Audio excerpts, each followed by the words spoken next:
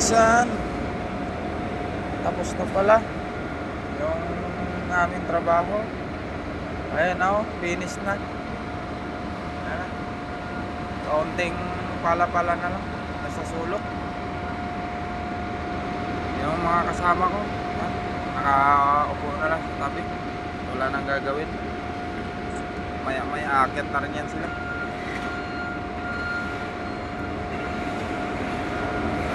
Yan pala ang ginagawa namin, paglilinis, pinawalis, pinapala.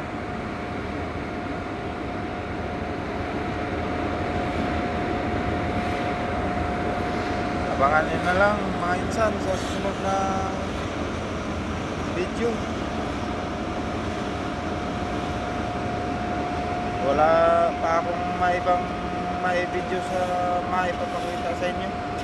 Ito lang muna paglilinis sa barko. So nakailang upload na rin po ako dyan.